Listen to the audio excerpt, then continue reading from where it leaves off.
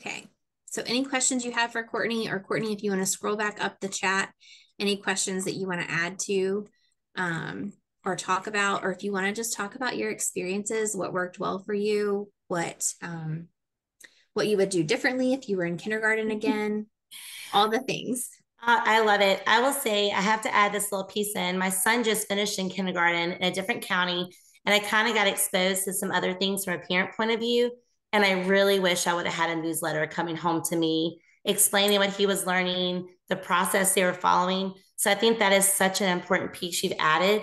And we had that, we had the beginnings of that when we were working together, and just seeing it where you've taken it, I just, as a parent, wish I would have had that. So I think I encourage you guys, if you are implementing this, really include the families. You'll be surprised at how much they do come in and want to be a part of this process with the students. Kindergarten parents are always so fresh, They right? are. And it's the time to kind of rip them in. I feel like as they get older, you kind of lose them. If you can just get them invested at this age, you kind of have a hook, line, sinker. And That's that right. That's newsletter right. just is so full of ideas and easy to implement. It's not like homework where they feel like I've got to do this and it's another thing to add to our list, but something that's enjoyable and they can share those experiences. Parents want to. I think some parents just don't know how to. I love it. And then Laurel says, how is the prep for the vest? Oh, so that is a little bit, that took a little bit of time, but once you do one, I feel like you're going to be a pro. Maybe taking time to do that one. It was a little complicated. You had to figure out how to cut the arms. And I don't even know if we can include a tutorial. I looked it up on YouTube, just how to cut a vest. A lot of Boy Scouts use this vests like that. So it was easy to find a tutorial for us to use it for what we wanted to use it. And it became really easy once you got that first one done. And once you learned the pattern, it took maybe 10 minutes. And we had local Kroger, they carry those brown bags. They were really happy to help out and do in our community to even give us enough to last us like 3 years, I think. We had enough donations that we had 3 years, and it was wonderful. So even getting parents to pick up 5 here and there, it depends on your parents and how invested they are into this, but it worked out. And if you don't have that, you could just, I mean, there's tons of other options. You could just have them put them on their t-shirt, the day of, or carry, or make a piece of paper, anything simple. You just want to have them celebrate. Even doing it on a piece of paper, if brown paper bags are hard to find, just something that they can carry with their work and what they've done. Can be easy, simple to do, but don't leave it out. That parade is magic. Yeah. Yeah. Brittany says they can make a hat with a sentence strip and glue their pictures on that. I love it. Love that. Oh, look at our kindergarten minds. We all think alike. I'm like, oh, hats, let's do it. Yeah. What a Yeah. great idea. I love Anything. that. I have a Kathy says you question. could cut out circles from the poster board and string around their neck. Yeah, I love that. Yes. Yeah. Anything Yeah. they can wear, hold. Oh, absolutely. These are great Mhm. ideas. This is such a good community to share these ideas. Yeah. Do you make a stick for like the Val sticks for every kid in the beginning, or do you do, okay, I was wondering if you Yeah. So it depends on what kind of prep you want to do. And Laurel's going to talk about this on Wednesday, but you have options. So if you are like the minimalist teacher, then you just need this valve strip and a like a clear magnetic chip. If you are down to do the valve sticks, you just glue them on the back of this. And here's what I always tell my teachers, and Courtney can vouch for this when she was prepping her resources the first year. It's like, it's a lot of work. It's a lot of work the first year. And I always tell my teachers to just keep in mind when you're doing these things, like when you're prepping these alphabet kits, it is a lot of work, but once it's done and you have it forever. As long as you're in kindergarten or wherever, you'll have that to use. And so, decide how you want to do it. And Laura will give you some options on Wednesday when she comes on. But yeah. Yeah, Brittany, you can definitely reuse the toolkit, and you will find that what you'll do is after whole group, um, after you do the whole group and you move into small group, it's what you have in here is going to look a little different. And so then you'll use them in your small group as well. Yeah. I know Laurel's going to talk about that more on Wednesday, but those were a game changer. Having the materials in your hands and readily available for kids, it really cuts down on your prep time. Beginning of the year, it's a lot, but once you have them and the kids know them, it's smooth selling. It was wonderful. Yeah. Yeah. And I think also, and you know, Laurel's going to talk about this on Wednesday, but also just like handing a kindergartner a box full of stuff can be very intimidating, but that's where those routines come in place, and you teach them how to use those things, and you teach them like, this is a tool that helps us learn to read. It's not like a tool that we're playing with, you know, and that makes all the difference. But it all goes back to kindergarten routines, right?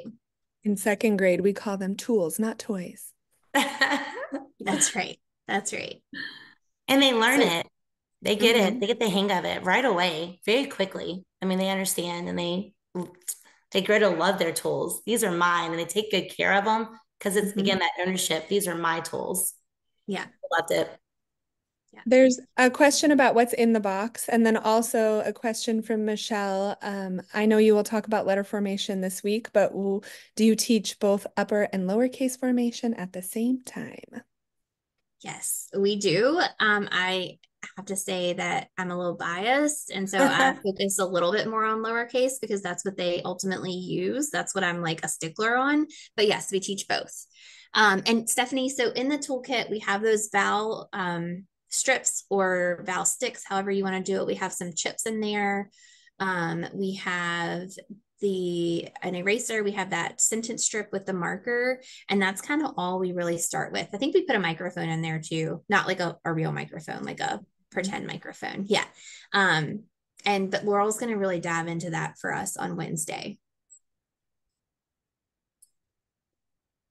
Maureen says, can you touch on a good argument for why we should be focusing on lowercase in pre-K? It's a constant discussion in my district. Capitals, letters only right now. Maureen, are you in Roanoke, Virginia? I'm just picking. So here's the thing. Letters are teaching the letter names. We hear this argument too. Letter names are the anchor for kids. Like that's the only true anchor for a kid, is to learn that letter name and that it's attached to a sound. I think in preschool, I think that what we should be doing, we need to be, and research tells us that we need to be teaching uppercase, lowercase, and sound all together, letter formation all together, because that's how our kids will get the most benefit out of it. And Maureen, if you email me, I will send you some of those research articles. Courtney, do you have anything to say on that? No, I wholeheartedly agree. I have a 6-year-old that just finished kindergarten and a 4-year-old going into preschool next year. And we focus a lot in lowercase because I know coming up, as they progress and they start reading and diving into that they're going to be reading lowercase letters. They're going to be segmenting and blending lowercase letters. And as a 3rd grade teacher, we don't read a lot of words that have uppercase letters unless they're, a name that associates or beginning of a sentence. So I think there's a lot of value in teaching lowercase in conjunction with uppercase. It's what they see the most of in print. Yeah. Yeah. All right. Any other questions?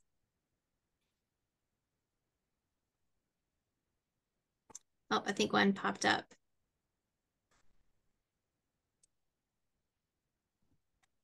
Someone says in preschool at their school, students learn only upper letter formation and are not introduced to lowercase letters until kindergarten, but they're in a deep discussion about changing this and moving forward.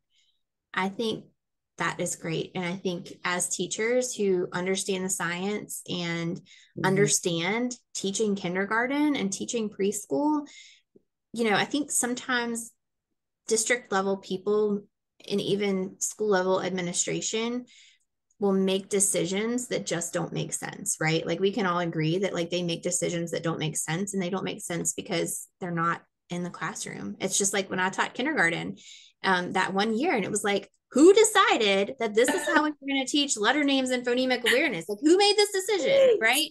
And so I think that we have to be the voice for our kids so we can gracefully bring up stuff like this and say, like, here's the research that says this is how we should do it. Can you help me understand why our district is doing it this way, right?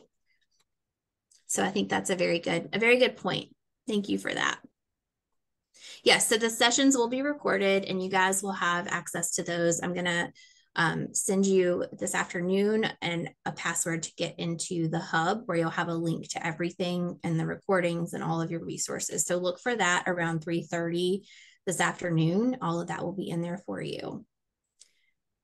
And tomorrow we are going to talk about letter formation, and I'm so excited about that because it's one of my passions. So I'm excited for that. Oh, Stacy, I'm sorry. Yeah, it makes it hard. Those boxed curriculums, man. Can you send out the research information maybe to everybody? Because there's a couple. I'll tell you what I'll do. I will drop that in the hub so that they have it. But I'll send it out because I know some people are here for just the first session today. So I will send it out in the email too so that they have access to that. Okay. And then Chandra has a question.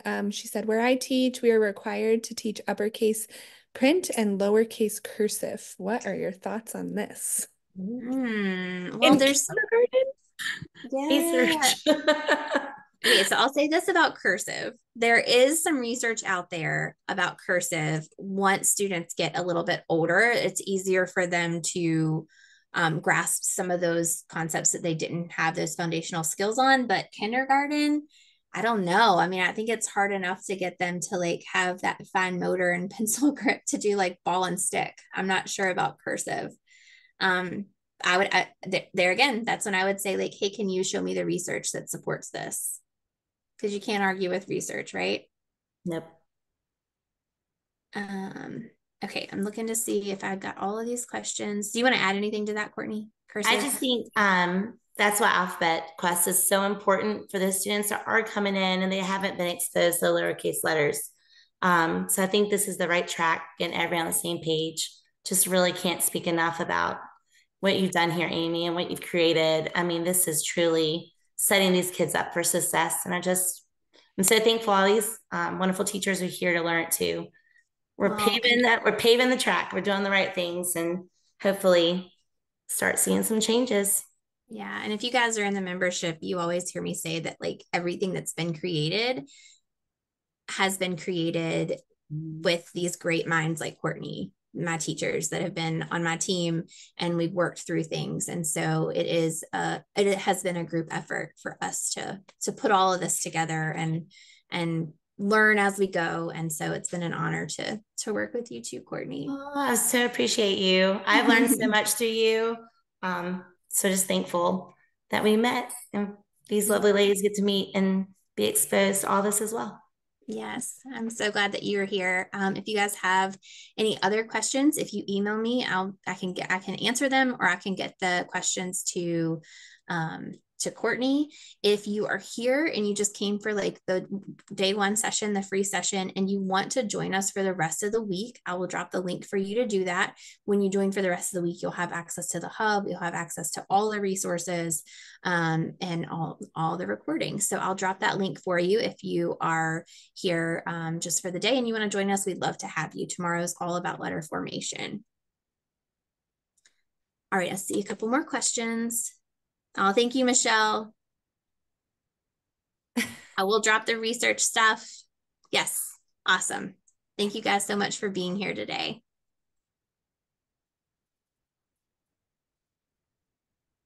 All right. See you later. Bye.